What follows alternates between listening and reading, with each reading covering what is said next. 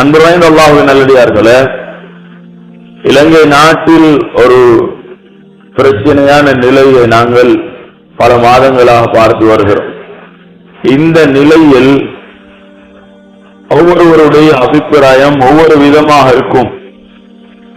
ஏனென்றால் தலைமைத்துவத்தில் எங்களுடைய வழி நடாத்தல் அதனை கபூல் செய்பவர்களும் இருக்கிறார்கள், இல்லாதவர்களும் இருக்கிறார்கள். கபூல் செய்பவர்கள் போன்று நடிப்பவர்களும் இருக்கிறார்கள். இதே போன்று உள்ளிருந்து காட்டி கொடுப்பவர்களும் இருக்கிறார்கள். காட்டி கொடுக்கக்கூடியவர்களை அடையாளப்படுத்துவதில் மோசடி செய்பவர்களும் இருக்கிறார்கள். அவர் காட்டி கொடுக்கிறார், இவர் காட்டி கொடுக்கிறார் என்று சொல்கிறார்கள். தரீகத்து மக்களை வீணாக சாடுகிறார்கள். உண்மையிலேயே அவர்கள் காட்டி கொடுத்தவர்கள் அல்ல, உண்மையிலேயே அவர்கள் காட்டி கொடுப்பவர்களும் அல்ல, உண்மையிலேயே காட்டி கொடுத்தவர்கள் இஹ்வான்கள். இதனை மிக தெளிவாக புரிய வேண்டும். இஹ்வானிசத்துடைய அநியாயம்தான் இன்று நம் மத்தியில தலைவிரித்தாடுகிறது, மறந்துவிட வேண்டாம். இது மிஸ்ரிலே உருவெடுத்து பலஸ்தீனிலே ஜிஹாத் செய்ததாக யாரும் எண்ண வேண்டாம். இது மிஸ்ரிலே உருவெடுத்து பலஸ்தீனிலே ஜிஹாத் செய்ததாக யாரும் எண்ணிக்கொள்ள வேண்டாம். இது ஒரு ஏமாற்றத்திலும் மிக கீழ்த்தரமான ஏமாற்றமாக இருக்கிறது. 1954ஆம் ஆண்டு இந்த நாட்டுக்குள்ளே இவர்கள் நுழைகிறார்கள். உங்களுக்கு வரலாற்றுடன் சமர்ப்பணம் செய்ய தயாராக இருக்கிறேன், நீங்கள் அதற்கென்று ஒரு மேடை போடுங்கள். அதனுடைய வரலாற்றை, அதனுடைய ஊடுருவலை, இந்த நாட்டில் நடந்த அநியாயங்களை, அட்டகாசங்களை வரி வரியாக அடையாளப்படுத்த தயாராக இருக்கிறோம். அன்பார்ந்த அல்லாஹ்வின் நல்லடியார்களே, அவர்கள் பல போர்வைகளில் நுழைந்தார்கள். இந்த ரமலானில் முஸ்லிம்களிலே, எங்களுடைய உலமாக்களிலே பலரை பலவிதமாக அடையாளப்படுத்தினார்கள். இந்த நாட்டுடைய புலனாய்வு பிரிவுக்கு, இந்த நாட்டுடைய சிஐடிக்கு, MI6க்கு மெசேஜ் கொடுத்தவர்களிலே மிக கீழ்த்தரமானவர்கள் இந்த இஹ்வான்களாக இருக்கிறார்கள். உங்களுக்கு தெரியாமல் இருக்கும், நீங்கள் வெறுமனே மீடியாவை பார்த்திருப்பீர்கள். நான் இந்த விடயத்தில் பாதிக்கப்பட்டவன். நான் 4ஆம் மாடி வரை பல தடவைகள் இந்த ரமலானிலே போய் வந்தவன். இதிலே ஒரு முடிவு காண வேண்டும் என்று இவர்களுடன் தொடராக பயணித்தவன். அதற்கு கீழால் இவர்களுடைய அநியாயம் அம்பலமாகும் வரை போராடியவன். அன்பான அல்லாஹ்வின் நல்லடியார்களே, இந்த கீழ்த்தரமான வேலைகளை நம்முள்ளே இருந்து பார்ப்பவர்கள் இந்த இஹ்வான்கள். பலஸ்தீனிலே ஜிஹாத் செய்தார்களா? பலஸ்தீனை நாசப்படுத்தினார்களா? அங்குள்ள முஸ்லிம்களுடைய ஹிஜாபை, நிகாபை கலட்டி இன்று வரை பெண்களை பாதையிலே அலைய வைத்து யூதர்களுடைய அந்த அநியாயங்களுக்கு இங்கிருந்து யாராவது புரட்சி செய்தால்தான் அவர்களுக்கு மோத முடியும். இன்று இந்த நாட்டில என்ன முயற்சி நடக்கிறது தெரியுமா? இந்த நாட்டில நாங்கள் ஆதரிக்கப்பட வேண்டும், நாங்கள் கொதித்தெழும்ப வேண்டும், எதையாவது செய்துவிட வேண்டும் என்பதற்காக எங்களுடைய எதிரிகள் பாடுபடுகிறார்கள். இங்கே பலஸ்தீனிலும் இவ்வாறு நடக்கும் பொழுது நம்முடைய முஸ்லிம்களை கொதித்தெழும்ப வைத்தவர்கள், முஸ்லிம்களை ஒரு வேறு விதமாக வழி நடாத்தி அவர்களை எதிரிகளுடைய பிடியிலே சிக்க வைத்தவர்கள் இந்த இஹ்வான்கள், மறந்துவிட வேண்டாம். இந்த அரபு வசந்தம் என்று இவர்கள் மடல் மடலாக மாதாந்தம் எழுதி எழுதி வெளியாக்கினார்கள். நீங்கள் படித்து பார்க்கவில்லையா? முஸ்லிம்களுடைய உணர்வுகளை தூண்ட முயற்சித்தார்கள், முஸ்லிம்களை தப்பாக வழிநடாத்தினார்கள். மிஸ்ரில் என்ன நடந்தது? அந்த முர்சியை தள்ளாடும் நிலையில் கொண்டு வந்து ஒரு கவர்மெண்டை அமைத்தார்கள். அதுக்கு பின்னால் அந்த ஹொஸ்னி முபாரக்குடைய காலத்தில் இருந்த சுபீட்சத்தையும் இழந்து இன்று அநியாயத்துக்கு மேல் அநியாயம் செய்யப்படுகின்ற ஒரு நிலையை மிஸ்ரிலே உருவாக்கினார்கள். இதே போன்றுதான் லிபியாவிலே கடாபிக்கு எதிராக குரல் கொடுத்து கடாபியை கொலை செய்த வேண்டும் என்ற குரல் கொடுத்த பெருமை இந்த இஹ்வான்களையே சாரும், மறந்துவிட வேண்டாம். இன்று லட்சக்கணக்கான முஸ்லிம்களை கொலை செய்துவிட்டு இன்று அவர்களை கபரிலே வாழ வைத்துவிட்டு முஸ்லிம்களுடைய உரிமைகளை பறித்த அந்த பெருமை இந்த இஹ்வான்களை சாரும், மறந்துவிட வேண்டாம். இது போன்று நீங்கள் ஒவ்வொரு நாட்டையும் உண்மையான பார்வையிலே பாருங்கள். இவர்கள் தப்பாக பிழையான பார்வையிலே நம்மை அவர்களுடைய மடல்கள் மூலமாக, மீடியா மூலமாக வழி நடாத்துகிறார்கள். இதனை சரியான பார்வையிலே பாருங்கள் என்று சொல்கிறேன். சிரியாவிலே பஷாருக்கு எதிரான புரட்சிக்காக மக்களை தூண்டியவர்கள் யார்? அந்த பெருமை முழுமையாக இந்த இஹ்வான்களை சாரும். உங்களுக்கு ஆதாரம் தேவையா? வாருங்கள், நான் உங்களிடம் இந்த சூரியனை விட வெளிச்சமான ஆதாரங்கள் மூலம் இதனை நிறுவுவேன். இதே அநியாயக்காரர்கள் தான் முஸ்லிம்களுக்குள்ளால் இருந்து இந்த நிபாக்கை, இந்த நயவஞ்சகத்தை இந்த நாட்டிலும் வளர்க்கிறார்கள், மறந்துவிட வேண்டாம். இது உங்களுடைய ஊரிலே தலைவிரித்து ஆடுகிறது. யார் இந்த நாட்டிலே இஹ்வானிசத்தை கொண்டு வந்து கால் பதித்தாரோ, அதற்கென்று ஒரு ஏஜென்சியை உருவாக்கினாரோ, அவர் தான் இன்று நிகாப் வேண்டாம் என்று சொல்கிறார்.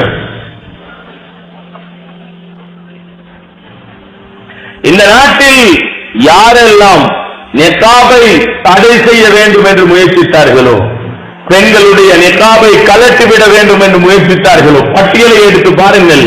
அதிகமானவர்களுடைய நிலை என்ன என்று. இந்த ஜஹரான் 21ஆம் திகதி ஏப்ரல் மாதத்துடைய அந்த வெடிகுண்டுக்கு காரணமாக இருந்தாரோ, அந்த ஜஹரானுடைய கருத்தும் பெண்கள் முகைத்துறை அணியக்கூடாது, அது இந்த நாட்டிலே தடை செய்யப்பட வேண்டும் என்பதுதான். என்னிடத்தில் ஆதாரம் இருக்கிறது. இப்பொழுது அந்த டாக்குமெண்டை கையிலே தந்தார், மிம்பரிலே கொண்டு வந்து அதனை காட்டுவது பொருத்தம் இல்லை. உங்களுக்கு தேவை என்றால் இந்த ரூமிலே அது இருக்கிறது.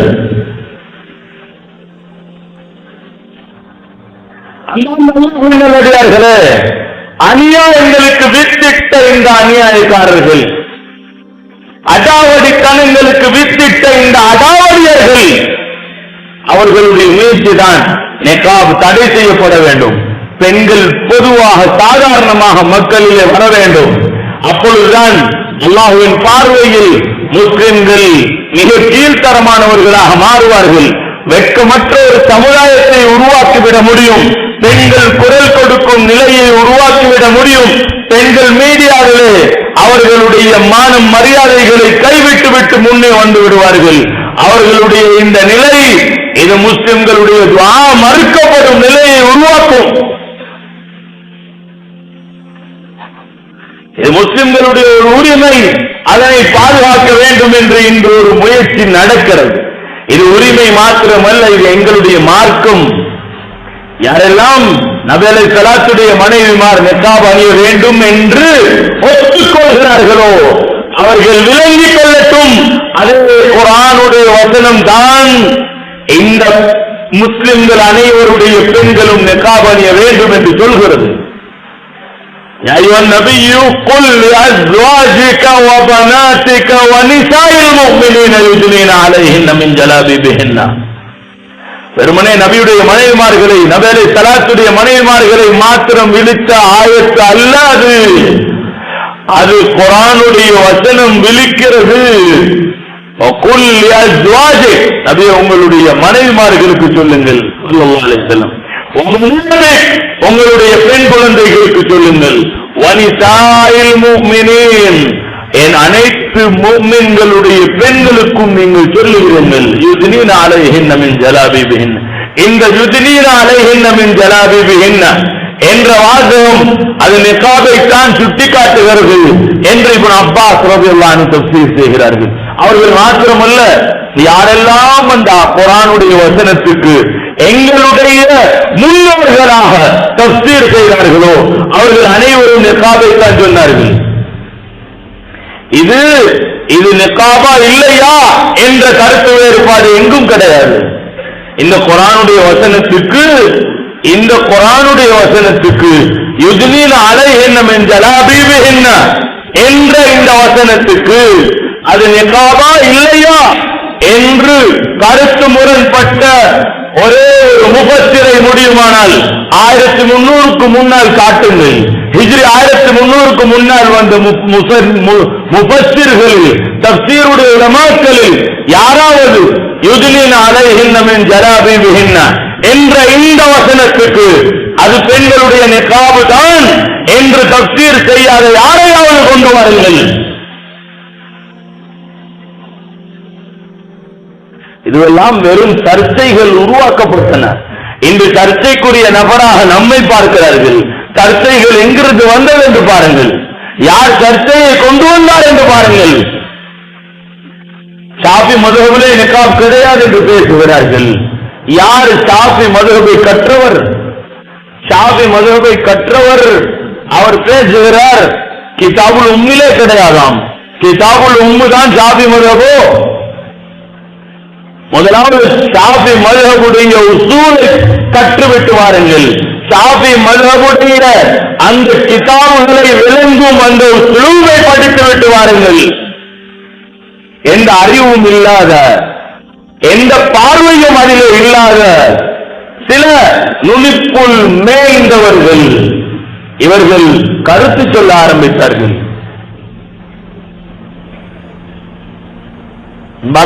நல்லடியார்களே, இங்கு கவனிக்க வேண்டிய மிக அடிப்படையான அம்சங்கள் இருக்கின்றன. இந்த நாட்டுடைய பிரச்சனைக்கு அடிப்படை முதலாவது எங்களுடைய நாட்டுடைய பாரம்பரியத்தை நாங்கள் விட்டு கொடுத்ததுதான். எங்களுடைய நாட்டில் முஸ்லிம்கள் 1200 வருடங்களாக வாழ்கிறார்கள். ஒரு நாள் 2 நாள் அல்ல.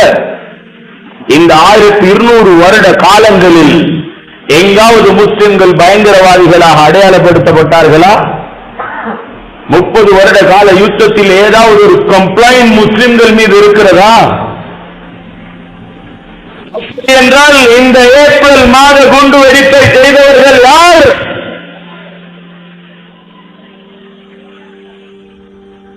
ஐஎஸ் தீவிரவாதிகள் என்கிறார்கள்.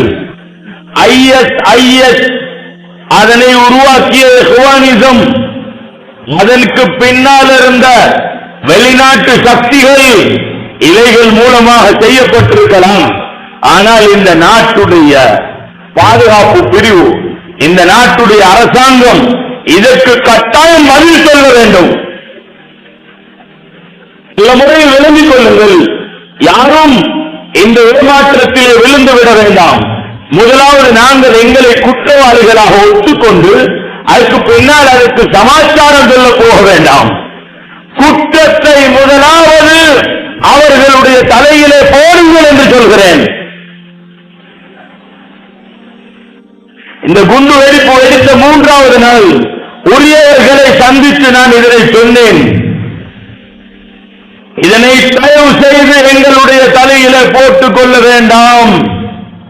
இதனை செய்தவர்கள் யார் என்பதை அவர்களிடமே கேளுங்கள். இவர்களுக்கு ஆயுதம் கொடுத்தவர்கள் யார்?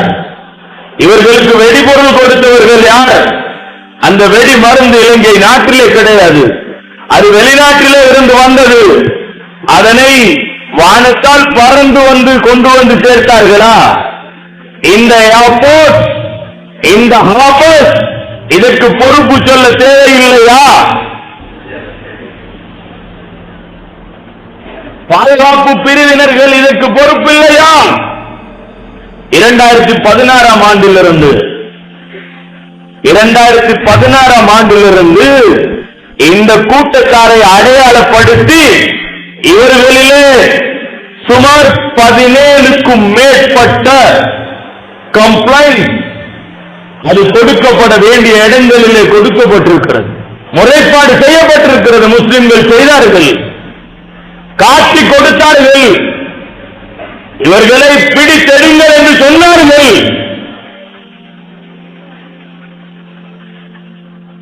2016 2019 வரை MIC என்கின்ற ஆர்மியுடைய இன்டெலிஜென்ட் குரூப்புக்கு நான் செய்தி கொடுத்திருக்கிறேன். ஓரிரு செய்தி அல்ல, இவர்கள் சம்பந்தமான 160 பேர்களுடைய ஃபைல்ஸ் அவர்களுடைய கைவசம் இருக்கிறது. ஏன் இவர்களை கைது செய்யவில்லை என்று கேட்கிறோம். நான் 7 கேள்விகளை வைத்திருக்கிறேன். இந்த 7 கேள்விகளுக்கு பதில் சொல்லவில்லை என்றால் இந்த குற்றத்தை செய்தவர்கள் நீங்கள் தான், நாங்கள் அல்ல. இவர்களுக்கு ஆயுதம் கொடுத்தவர்கள் யார்? வெடிமருந்து எங்கிருந்து வந்தது? இவர்களுடைய கையிலே பாவிக்கப்பட்ட அந்த T-56 அது 2019ஆம் ஆண்டு அதாவது செய்யப்பட்டது. அது எவ்வாறு இவர்களுடைய கையிலே வந்தது? நாட்டுடைய பாதுகாப்பு படையுடைய கையிலே கிடையாது. எப்படி வந்தது? இவர்களுக்கு டாலர் மாற்றி கொடுத்தவர்கள் யார் என்பதை எல்லோரும் அறிகிறோம். இந்த டாலர் எங்கிருந்து வந்தது? எந்த பேங்கில் இருந்து ரிலீஸ் பண்ணப்பட்டது? இல்லை என்றால் எந்த போர்ட்டில் இருந்து வந்தது?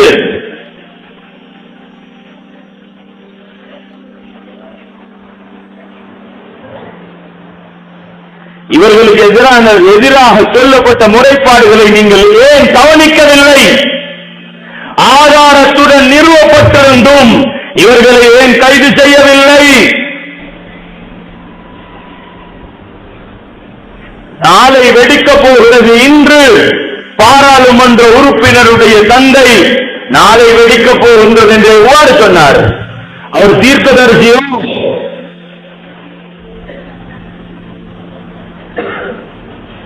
வெடித்து 5 மணி நேரங்களுக்குள்ளால் லண்டனுடைய மீடியா செய்தி கொடுக்கிறது. ஜஹரானுடைய தலைமையிலே இருக்கின்ற முஸ்லிம் பயங்கரவாதிகள் இதனை செய்தார்கள் என்பதா? எவ்வாறு சொன்னார்கள்? இங்கே எங்களுடைய நாட்டிலே அந்த தகவல் வருவதற்கு பல நாட்கள் எடுத்தன. எப்படி இந்த மீடியா இந்த நியூஸை வெளியாக்கியது? யார் செய்தார்களோ அவர்கள் வெளியாக்கி இருப்பார்கள். இப்பொழுது சொல்லுங்கள், யார் செய்தார்கள்?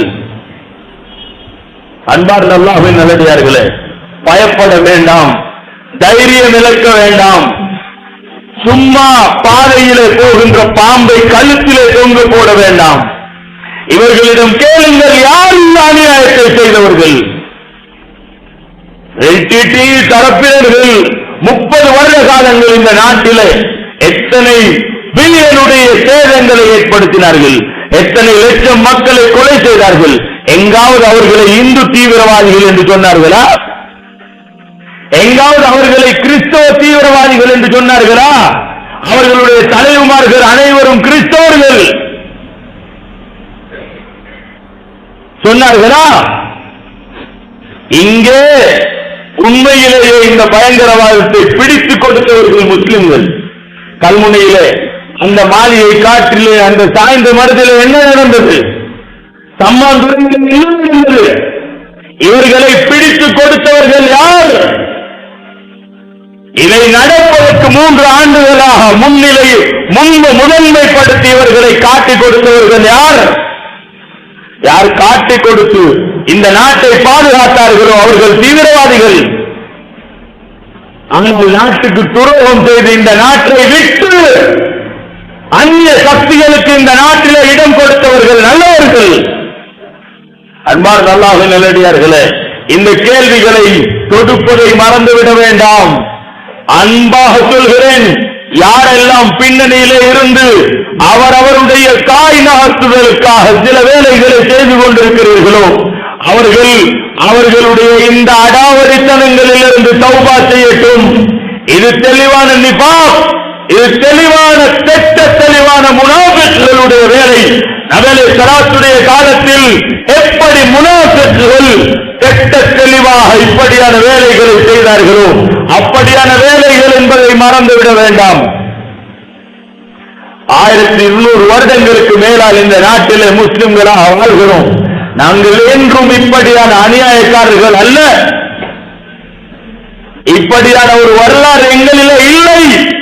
எதுவரை இந்த நாட்டிலே தேவையற்ற அநியாயங்களை பரப்ப சில மீடியாக்கள், சில நிறுவனங்கள், சில ஜமாத்தினர்கள் இப்படியான அநியாயங்களை செய்து பிள்ளைகளுடைய இரத்தத்தை ஆவேசப்படுத்தி, இவர்கள் ஜிஹாத் செய்பவர்கள் அல்ல, ஆனால் ஜிஹாத் ஜிஹாத் என்று பிள்ளைகளை ஆவேசப்படுத்தினார்கள்.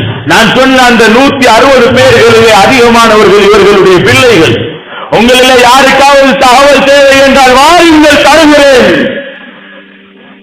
உங்களை உடைய இடங்களிலே கொண்டு போய் நிறுத்துகிறேன். வேண்டாம். இந்த நாட்டில் எந்த மக்கள் இந்த நாட்டுடைய சமாதானத்துக்காக பாடுபட்டார்களோ, எந்த நாட்டில் எந்த மக்கள் இந்த நாட்டில் உண்மையை உண்மையாக வெளிப்படுத்தி இந்த நாட்டு மக்களுடன் அவாழ்வு செய்தார்களோ, நியாஸ் மௌலவி ரஹ்மத்துல்லாஹி அலைஹி அவர்களை மறக்க வேண்டாம். அவர்கள் என்றோ சகவாழ்வு செய்தார்கள். ஆனால் நீங்கள் சிறுக்கு என்று சொன்னீர்கள். அவர்கள் சகவாழ்வுக்குரிய வேலைகள் செய்யும் பொழுது நீங்கள் சிறுக்கென்றீர்கள். இன்று நீங்கள் அதைவிட கேடுகட்டதை செய்கிறீர்கள்.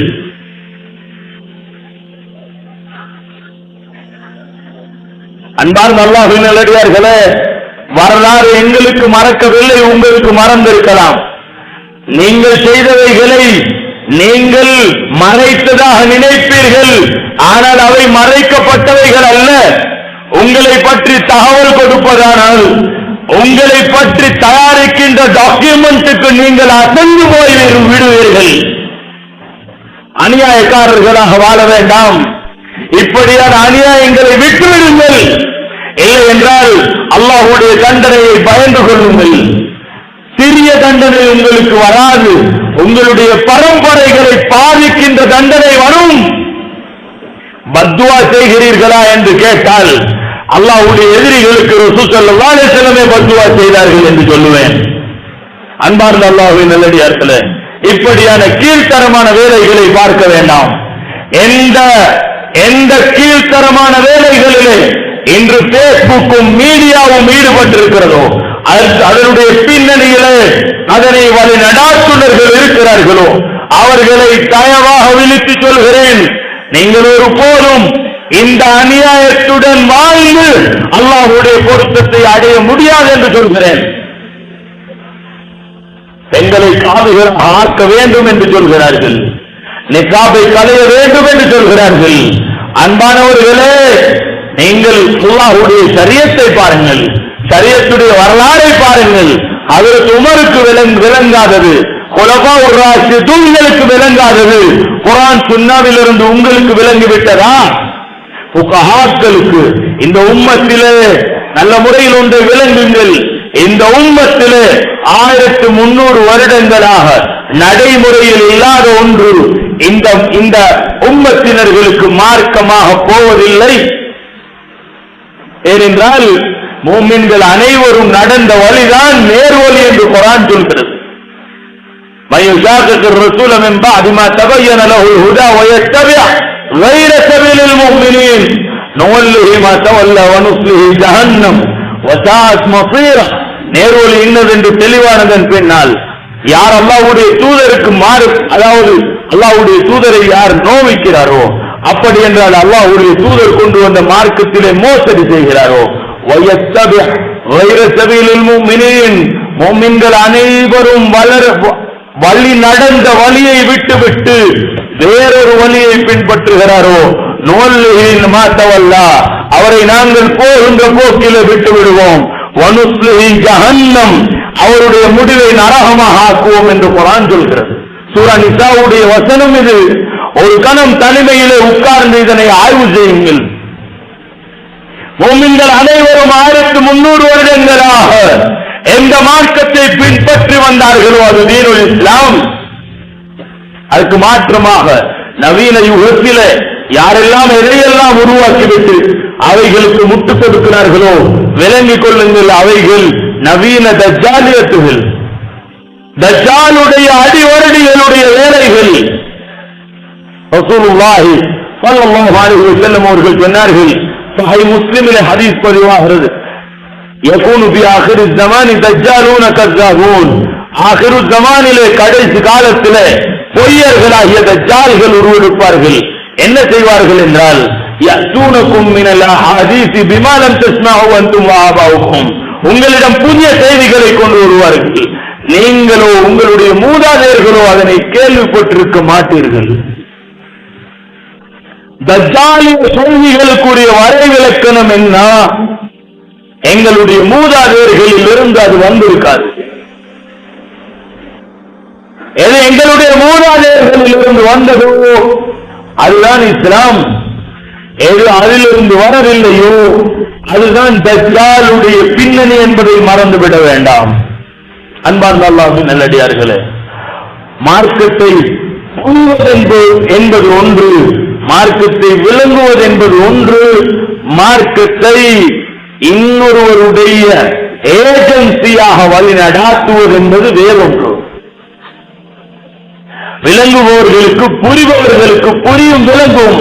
யார் ஏஜென்சிக்காக சில தியரிகளை தன்னகத்தை கொண்டு வழிநடாத்துகிறார்களோ அவர்கள் புரிய மாட்டார்கள், புரிந்தாலும் புரியாதது போன்று நடிப்பார்கள். அவர்களுடைய அந்த நோக்கத்தை சாதிக்கும் அந்த பயணத்தை சென்று கொண்டே இருப்பார்கள். எல்லோரும் நினைக்கிறார்கள் இவர்கள் கிலாபத்தை உருவாக்கி விடுவார்கள். கிலாபத்தை உருவாக்கினார்கள். பாருங்கள், அந்த 21ஆம் நாள் வெடித்த அந்த வெடிப்பின் மூலமாக உருவான கிலாபத் எங்கே?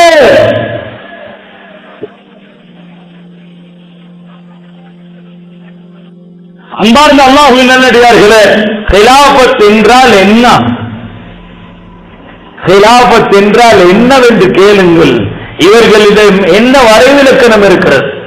அரசியலை, அரசாங்கத்தை பிடித்து விடுவதா? எல்லா அரசாங்க காரியாலயங்களிலும் போய் நாம் உட்கார்ந்து விடுவதா? இது கிலாபத் அல்ல. கிலாபத் என்பது அல்லாஹ்வுக்கு என்று மார்க்கமாக வேண்டும். இந்த மார்க்கத்துக்கு என்று முஸ்லிம்கள் வாழ வேண்டும். முழு உலகிலும் முஸ்லிம்களுக்கு ஒரு தலைமைத்துவம் இருக்க வேண்டும். இது கிலாபத். கிலாபத்துக்கு இவர்களிடம் வரைவிலக்கணம் கேளுங்கள். இஸ்லாத்தை, அதனுடைய புரிதலை மிக தப்பாக, தவறாக பிஞ்சு பிராயத்திலிருந்து கொடுத்து ஒரு கூட்டத்தை உருவாக்கி வைத்தார்கள். இப்பொழுது அவர்களை எவ்வாறு கல்வி எடுப்பது என்பதுதான் பிரச்சனை. வழி நடாத்தப்பட்டு விட்டார்கள். இப்பொழுது அவர்கள் அநியாயங்களை நியாயப்படுத்துகிறார்கள். எங்கும் போல் அநியாயங்களை எல்லாம் ஜிஹாத் என்று சொல்கிறார்கள். இதனால்தான் இவர்களுடைய பத்திரிகைகள் எல்லாம் ஜிஹாதுக்கு தப்பான வரைவிலக்கணங்களை கொடுத்தன. இமாமுனா மஹ்தி அலைஹிஸ்ஸலாம் அவர்கள் வெளிப்படும் பொழுது ஒருபோதும் இந்த இஹ்வான்கள் இமாம் மஹ்தி அலைஹிஸ்ஸலாத்துடைய கூட்டமாக இருக்க மாட்டார்கள். அந்த இஹ்வானிசத்தை பிழை என்று காலு கடியை போட்டு மிதித்து அதிலிருந்து வரும் மக்கள் தான் இமாம் மஹ்தி அலைஹிஸ்ஸலாத்துடன் சேருவார்களே ஒழிய ஏனைய முஸ்லிம்கள் தான் சேருவார்கள் என்பதை மறந்துவிட வேண்டாம். இமாம் மஹ்தி அலைஹிஸ்ஸலாம் அவர்களுடன் சேருகின்ற அந்த குழுக்களை பற்றி வருகின்ற சஹீஹான ஹதீஸ்களை எல்லாம் நீங்கள் ஒரு கணம் பாருங்கள், ஆய்வு செய்யுங்கள். மல்ஹமா வெளியாக போகிறது. மல்ஹமா வரை உள்ள சங்கிலி தொடர் நடந்து விட்டது. இந்த உலகிலே இப்படியான ஒரு கடைசி காலத்தை நாம் அனுபவிப்போம் என்பதை ரசூலுல்லாஹி ஸல்லல்லாஹு அலைஹி வஸல்லம் அவர்கள் சொல்லி வைத்தார்கள். அபூ தாவூதிலே வரக்கூடிய சுனன் அபூ தாவூத் ரஹிமஹுல்லாஹிலே வரக்கூடிய சஹீஹான ஒரு ஹதீஸை நான் உங்களிடம் சொல்கிறேன். ரசூலுல்லாஹி ஸல்லல்லாஹு அலைஹி வஸல்லம் சொன்னார்கள், உம்ரானு பைத்துல் குதுஸ் ஹராபு யஸ்ரிப் என்றார்கள். இந்த மஸ்ஜிதுல் அக்ஸா திரும்ப கட்டப்படுவது அதுதான் மதீனாவுடைய நாசம் என்றார்கள். இது இன்று நடைபெறுகிறது. அது சம்பந்தமான தகவல் என்னை உங்களை விட அதிகமாக கிறிஸ்தவர்களிடம் இருக்கிறது. ஆர்சியிடம் இல்லை, நன்னார் சியிடம் இருக்கிறது. 2018ஆம் ஆண்டு டொனால்ட் ட்ரம்ப் அமெரிக்காவுடைய ஜனாதிபதியானதன் பின்னால் பலஸ்தீனிலே ஜெருசலத்தை இஸ்ரேலுடைய தலைநகராக பிரகடனப்படுத்தியதன் பின்னால் அந்த மஸ்ஜிதுல் அக்ஸாவுக்கு கீழால் பிரமாண்டமாக அகழிகளை தோண்டி அங்கே அடிக்கல் வைத்து கட்டட வேலை நடைபெற்றுக் கொண்டிருக்கிறது. சொன்னார்கள் உம்ரானு பைத்துல் குதுஸ் ஹராபு யஸ்ரிப் என்றார்கள். இந்த மஸ்ஜிதுல் அக்ஸா கட்டப்படுவது மதீனாவுடையதார்கள். இது இரண்டும் ஒன்றாக நடக்கிறது. மதீனாவுடைய சவுதியுடைய நாசம் அதனுடைய அரசாட்சியில் ஏற்பட்டு விட்டது. அங்கே இன்று நிர்வாணம் ஆமாகிக் கொண்டிருக்கிறது, பொதுவாகிக் கொண்டிருக்கிறது.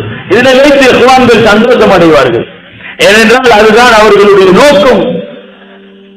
நீங்கள் பாருங்கள், இந்த சவுதியுடைய புரட்சியை இப்பொழுது முகமது பின் சல்மான் செய்கின்ற புரட்சியை இந்த குர்ஆன்கள் ஆதரித்து எழுதிய கட்டுரைகள் இருக்கின்றன. பாருங்கள், 30,000 தியேட்டர்களை அலோ பண்ணி அனுமதித்து உலகிலே உள்ள மிக பெரும் திரை சவுதியிலே நிர்மாணிக்கப்பட்டிருக்கிறது. நீங்கள் பெல்சோட்ட பீச்சிலே போனால் பார்க்க முடியாத அளவு நிர்வாணத்தை உங்களுக்கு சவுதியுடைய பீச்சுகளிலே இன்று பார்க்கும் நிலை உருவாகிவிட்டது. பெண்ணுரிமை என்று அந்த சவுதிய பெண்களை நிர்வாணிகளாக தெரிய வைக்கும் நிலை உருவாகி கொண்டிருக்கிறது. இப்படி ஓரிரு விடயம் அல்ல. சவுதி இன்று ரஷ்யாவுடைய போராட்டத்திலே அமெரிக்காவுடைய பின்னணியில் இருக்கின்றது என்பதை மறந்துவிட வேண்டாம்.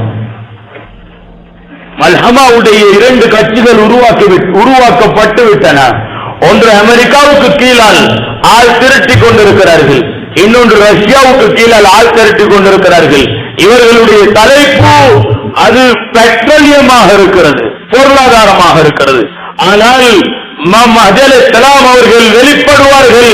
வெளிப்படும் பொழுது இமாமுனா மஹ்தி அலைஹிஸ்ஸலாத்துடைய படை எந்த ஒரு துனியாவுடைய நோக்கத்துடனும் இயங்காது என்பதை நாங்கள் மிக தெளிவாக அறிந்திருக்கிறோம். அன்பார்ந்த அல்லாஹ்வின் நல்லடியார்களே, இந்த நடைபெறுகின்ற இந்த போராட்டம் இதனுடைய தீர்ச்சை அது மல்ஹமாவாக இருக்கிறது. உம்ரானு பைத்துல் குதுஸ் ஹராபு யஸ்ரிப் வ ஹராபு யஸ்ரிப் குரூஜுல் மல்ஹமா என்றார்கள் ஸல்லல்லாஹு அலைஹி வஸல்லம். இந்த மதீனாவுடைய நாசம் அது மல்ஹமாவுடைய வெளிப்பாடு என்றார்கள். மல்ஹமா என்றால் முழு உலகமும் போராட்டத்தில் ஈடுபடும்படியான ஒரு போராட்டம் நடக்கும், ஒரு பெரும் போர் நடக்கும். இந்த போர் அதனுடைய காற்றுகள் வீசிக் கொண்டிருக்கின்றன இந்த பூமியில். அதனுடைய பின்னணியில் தான் இந்த 21வது நாளுடைய ஏப்ரலுடைய பிரச்சனையும் இருக்கிறது. அமெரிக்காவுக்கு ஒரு அக்ரிமெண்ட் பண்ணி இந்த நாட்டுடைய உரிமைகள் கொடுக்கப்பட்டு விட்டன. இன்று நடந்திருக்கின்ற அந்த அக்ரிமெண்ட்டுக்கு கீழால் அமெரிக்க படையினர்களுக்கு பாஸ்போர்ட் இல்லாமல் ஆயுதம் தாங்கிய நிலையில் இந்த நாட்டுக்குள்ளால் வரலாம். அவர்கள் ட்ரிங்கோ ஹார்பரில் என்ன செய்கிறார்கள், இந்த ஏர்போர்ட்டுகள் என்ன விதத்திலே பாதிக்கப்படுகின்றன என்பதை ஆய்வாளர்களிடம் கேளுங்கள். தெரியாது என்றால் கற்றுக்கொள்ளுங்கள். வீணாக பிரச்சாரங்களை செய்து இவைகளுக்கெல்லாம் அடிப்படை முகத்துறை தான், இல்லை என்றால் இவைகளுக்கு அடிப்படை பெண்ணுரிமை தான் என்றெல்லாம் பேசி சிறு பிள்ளைகளை போன்று சிறு பிள்ளை வாதங்களை முன்னால் வைத்து இப்படியான அடாவடித்தனங்களில் ஈடுபட வேண்டாம். சொன்னார்கள் குரூஜுல் மல்ஹமா ஃபத்ஹுல் குஸ்துன்தீனியா என்றார்கள். இந்த குரூஜுல் மல்ஹமா வெளிப்பட்டு விட்டால், அந்த போர் நடந்தால் அதிலே இமாமுனா மஹ்தி அலைஹிஸ்ஸலாம் அவர்கள் வெளிப்படுவார்கள். அங்கே ஒரு படை திரட்டப்படும், அங்கே உண்மையான ஜிஹாத் நடக்கும், அங்கே கிலாபத்துக்குரிய போராட்டம் நடக்கும்.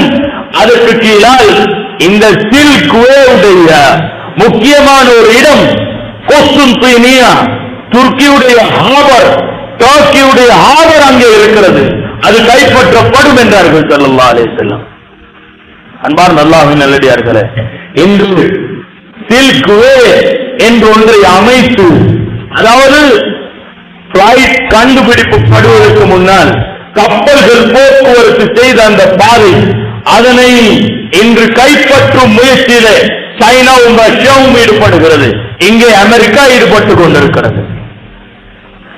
உலகம் எல்லாம் இந்த போராட்டத்துக்கு கீழால் இவைகளுடைய வெற்றியைத்தான் அவர்கள் நாடுகிறார்கள்.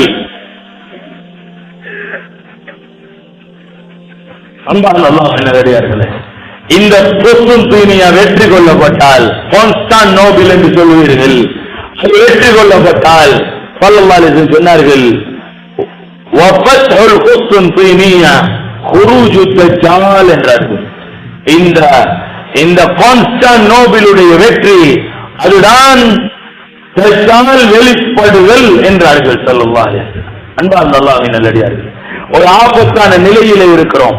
ஆகிரு ஜமானுடைய அறிவை தாங்க வேண்டியவர்களாக இருக்கிறோம். இந்த கடைசி காலத்துடைய அறிவு இருக்கிறது, இது மார்க்கத்திலே 4 ஒன்றாக இருக்கிறது.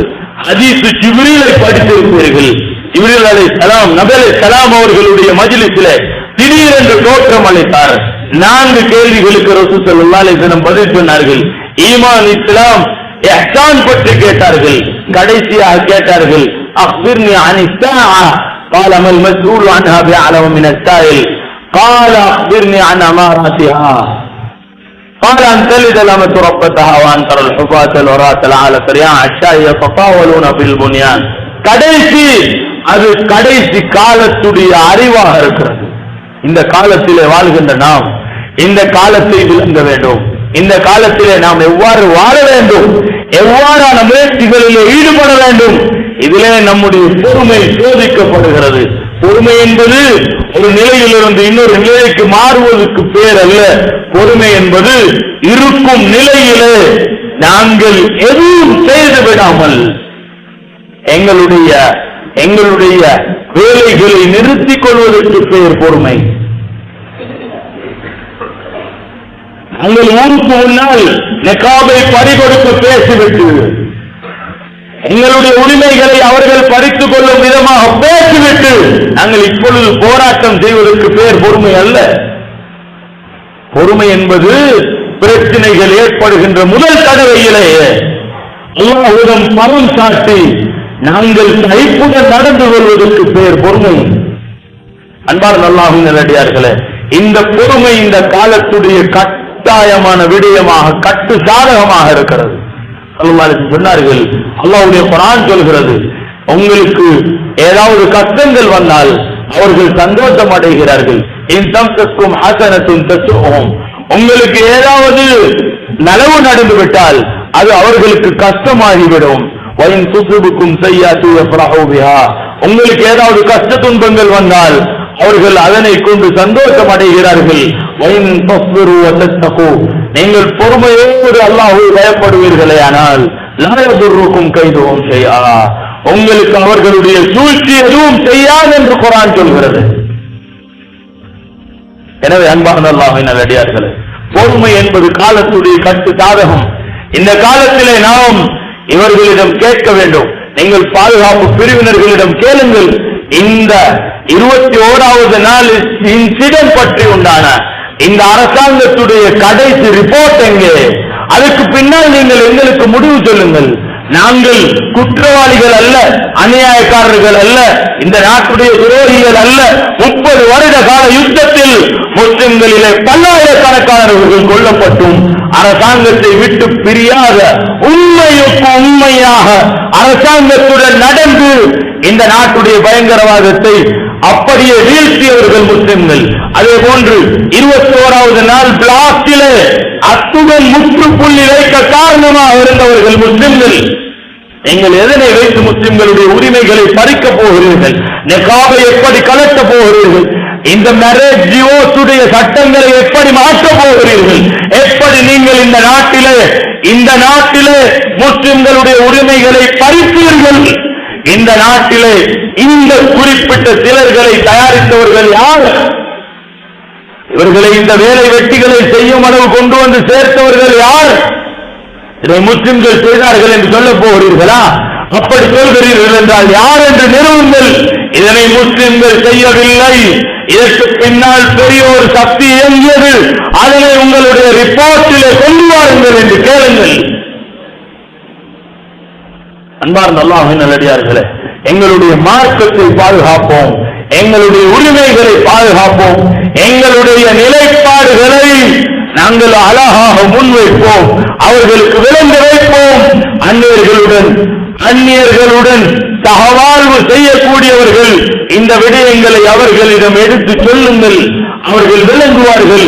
அல்லாஹ் தஆலா உண்மையை உண்மையாக விளங்கி அதனை எடுத்து நடக்கவும், பொய்களை பாத்தில்களை தவிர்த்து நடக்கவும் தௌஃபீக் செய்வானா. அல்லாஹ் நம்முடைய பாவங்களை மன்னிப்பாயா. நம்மிலே யாரெல்லாம் கபராளிகளாகி விட்டார்களோ அவர்களுடைய கபர்களை சுவர்க்க பூங்காவனங்களாக ஆக்குவாயா.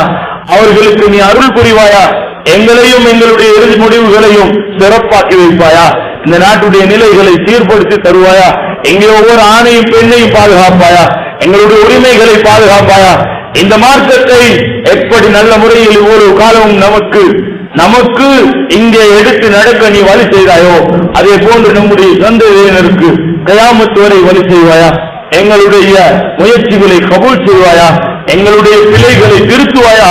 எங்களை நீயே வழி நடத்துவாயா. அநியாயக்காரர்களுடைய சதிகளை விட்டு பாதுகாப்பாயா. தப்பாக வழி நடாத்தப்பட்டவர்களை நீ சீர்திருத்துவாயா. அவர்களுக்கு உணர்த்துவாயா. அவர்களுடைய பிழைகளை தவறுகளை அவர்களே விளங்கும் விதத்திலே அவர்களை ஆக்குவாயா. துஆக்களை கபூல் செய்வாயா. முழு உலகிலுமே முஸ்லிம்களை நீ பாதுகாப்பாயா. எங்கெல்லாம் முஸ்லிம்கள் துயரத்துக்கு ஆளாக்கப்பட்டுக் கொண்டிருக்கிறார்களே அல்லாஹ் அவர்களுக்கு உதவி செய்வாயா. அவர்களுடைய எதிரிகளை அழிப்பாயா. யாருக்கெல்லாம் நீ தலை விதியிலே அவர்களுடைய நேர்வழியை எழுதவில்லையோ அவர்களை படிப்பினையாக அழிப்பாயா. எப்படி ஆது சமூகத்தை அழித்தாயோ அப்படி அழிப்பாயா. அதன் மூலமாக ஏனைய மக்களை படிப்பினை ஊட்டுவாயா. கிருபை உள்ளவனே, எங்கள் அனைவரையும் ஜன்னத்துல் ஃபிர்தௌஸுடைய அனந்தரக்காரர்களாக ஆக்கி அருள்வாயா. துஆக்களை கபூல் செய்வாயா.